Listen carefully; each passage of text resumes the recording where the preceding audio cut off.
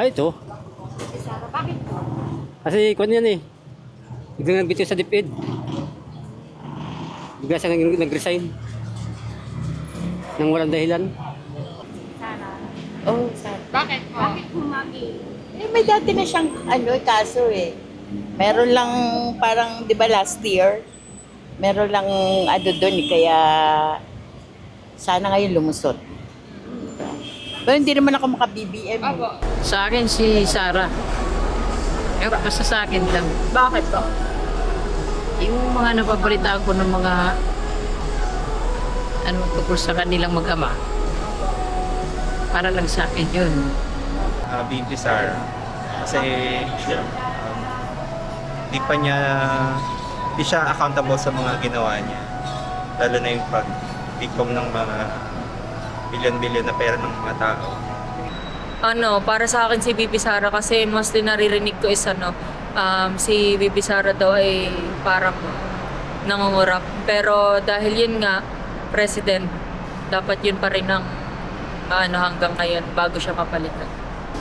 I think mas dapat pong maunang ma-impeach si VP Sara po. Given naman po sa situation na may mga bagay na hindi siya kayang ma-explain, may mga petisyon yung mga tao na hindi niya sinasagot. So, kung meron naman po sa dalawa, ang mas nagbibigay ng opportunity, mas nagbibigay ng mga sagot is si BBM. Yan. So, dapat po nating, kung meron man dapat ma-impeach ngayon si VP Sara.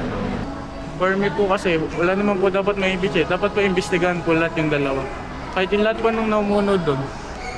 Kasi nagsisimula po sa mataas yun eh. Kung magaling po manage yung mataas, mapapasunod niya po yung hanggang sa pinakamababa. Hindi ko masabi actually kung sino dapat ang una. Pero kasi may pros and cons syempre ang impeachment. And sa tingin ko, kung pareho man sila ma-impeach, edi okay. Kung hindi pa sila ma-impeach, sana magawa ng action. Sa akin naman, I'm not talaga na bias sa dalawa. Sa akin naman, kung sino talaga yung may kasalanan sa sa atin, yun yung mauna. Both sila na dapat mapalitan ng mas mabuting gobyerno.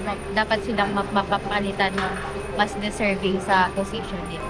So, kung papapiliin ako kung sino sa kanila yung dapat sabay na lang sila.